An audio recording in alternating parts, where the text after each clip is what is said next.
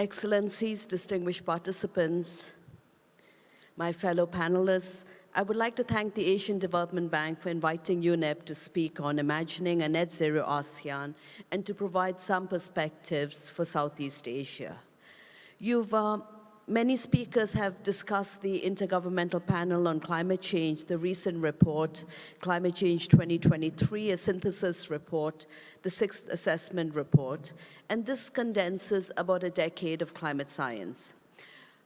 Some of the conclusions of the report: the world is already 1.1 degrees warmer than it was in pre-industrial times, and we need deep, rapid, sustained mitigation and adaptation actions in order to avert the worst of climate change. We're talking about 1.1 degrees centigrade, and you're looking at the kind of, in South Asia, sort of the monsoon floods that we had. You're already looking at, you're looking at droughts, you're looking at flooding. And while the report does create a dire picture, the report says the world has the solutions it needs to reduce greenhouse gas emissions and to adapt to a changing environment.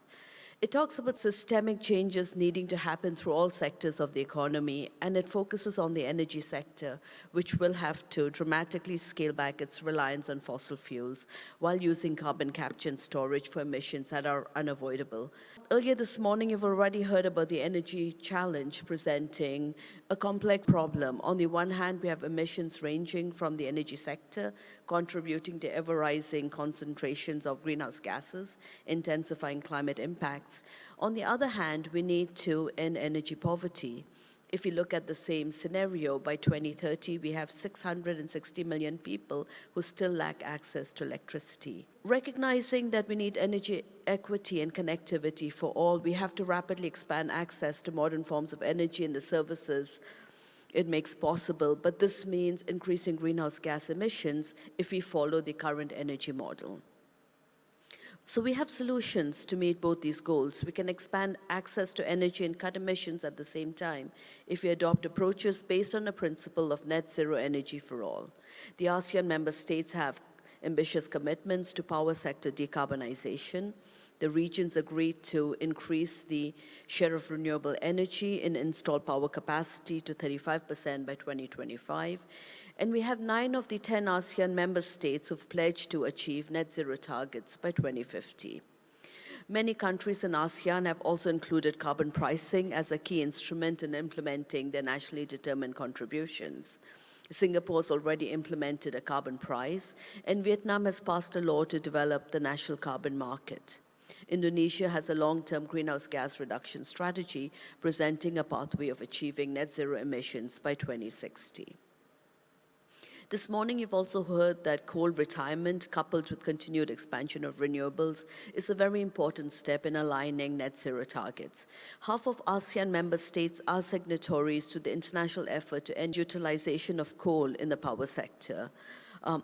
These countries have signed up to the global coal to clean power transition. And if we look at the 5 countries, this would cover 3/4 of ASEAN's coal emissions. We've also heard about the Asian Development Bank's energy transition mechanism with the early coal retirement plant in Indonesia, as elaborated by Sri Mulyani earlier this morning. Getting to net zero emissions is as urgent as ever to stabilize global mean temperature increase. We need to reach a point where no longer growing the concentration of greenhouse gases in the atmosphere. So if you want to limit global mean temperature increase to no more than 1.5 degrees centigrade by 2100, we need to reach the point of net zero emissions by no later than 2050. And this needs to happen fully in tandem with the commitment to keep cumulative emissions over time within the 1.5 degree carbon budget. This does apply at the level of the global economy. In the short term, we can expect emissions to increase in developing countries that are expanding, especially energy access, but eventually all actors, countries, subnational governments, corporations, financial institutions, and individuals must get to net zero. We've heard we're going to need partnership. Net zero for all can be achieved, but we're going to need governments, industry, the finance sector pulling together. We're going to need to have the right public policy targets, and in implementing the vision is an important task ahead, and we need to align incentives. A challenge today lies in ensuring the continued credibility of the net zero commitments and their implementation. The UNEP Finance Initiative convenes the Net Zero Asset Owners Alliance, the Net Zero Banking Alliance, the Net Zero Insurance Alliance, and this includes some of the largest financial institutions in the world. At the United Nations, our role in many of these private sector alliances have been to help build and ensure collective target setting, strengthen accountability in transparent frameworks that are sound, credible, transparent, well-governed, and most importantly, science-based. Each alliance has very strict accountability mechanisms. The UN Secretary General has also established a high-level expert group on the net zero commitments of non-state actors, and it really is to strengthen the accountability mechanisms. Another challenge with the public policy frameworks, they're not aligned to the net zero transition. And when we look at the emission gap report that's produced annually at the Conference of Parties by UNEP, we see a misalignment between shorter term plans and targets as captured in the nationally determined contributions with the country's longer term ambition by 2050. This needs to change. An ASEAN-wide collective action on net zero can be further strengthened by sharing knowledge and experiences on best practices, emerging mechanisms such as effective carbon pricing and renewable energy trading via the ASEAN regional grid.